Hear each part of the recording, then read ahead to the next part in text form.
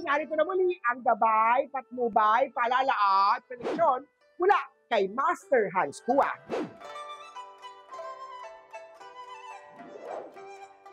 Para sa mga pinanganak ng Year of the Rat, puno ng positive vibes ang Wednesday mo.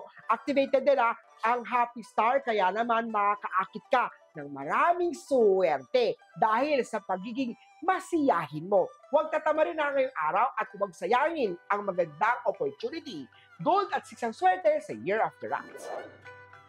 Sa mga Ox naman tayo, may matatanggap kang tawag today para sa bagong project sa trabaho. Gawin na agad at mag-enjoy naman sa trabaho dahil posibleng yan na ang maging rason ng promotion mo. Wow!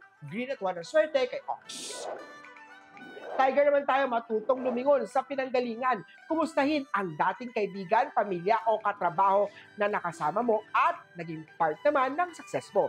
Tandaan na hindi porket nagkalaman ang bulsa ay perfect na kung umasta. Silver at 9 ang swerte kay Year of the Tiger.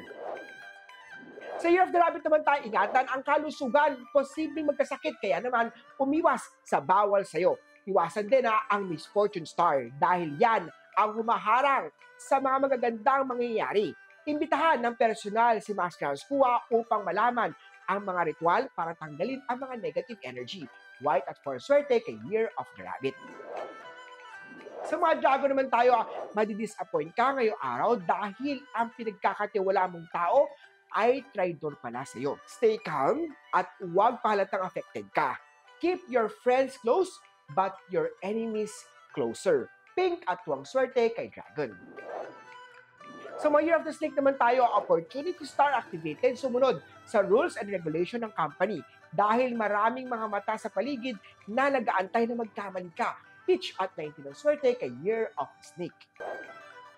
Para sa mga pinanganak ng Year of the Horse, makipag-ayos sa naging kaaway. Huwag nang pairalin ang pride upang kayo ay magkaayos na. Hinihintay ka lang niyang kausapin mo siya. Humingi ng kapatawaran kung ikaw ang nagkasala. Orange at 7 ang swerte kay Year of the Horse. Sa Year of the Goat naman tayo, iwasan na ang pag-i-stalk sa kanya dahil hindi na siya magbabago. Ilang beses ka na niyang niloko sa pera, pero bakit habol ka pa rin ng habol? Kailan ka ba magigising sa katotohanan na hindi magiging kayo? Marami dyan ang deserve ng effort mo. Violet at 10 ang swerte sa Year of the Goat. Sa mga pinanganak ng Year of the Monkey, tuloy ang plano dahil malaki ang tiwala ng iyong pamilya sa iyo. Suklian ang paghihirap ng magulang mo. Mag-ipon at dagdagan pa ang sipag at tiyaga sa paghahanap buhay. Makatulong ang pagsusuot ng Tiger's Eye Bracelet, bilhin at ipabless yan kay Master Hans Kua. Blue at 18 ang swerte kay Year of the Monkey. Sa Rooster naman tayo, iwasan na mag-display ng rabbit na charm sa opisina man o bahay.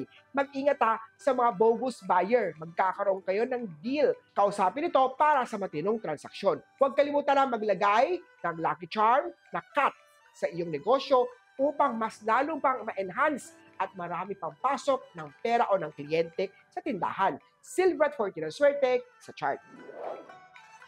Ang mga pinanganak naman ng Year of the Doggy, ang pinakamaswerte ngayong araw. May bagong kliyente na makakausap ka today. Pagdating naman sa pagiging hardworking mo, magkakaroon na ng bunga ang pinaghirapan mo noon.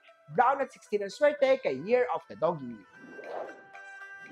At sa Year of the Piggy naman, Unhappy Star activated. Magpakonsulta na sa doktor kung ikaw ay may masamang nararamdaman. Huwag na itong patagalin dahil baka posible yan lumala pa. Huwag kalimutan magpahinga, huwag abusuhin ang katawan at sarili. Maroon at 12 ang swerte kay Year of the Piggy.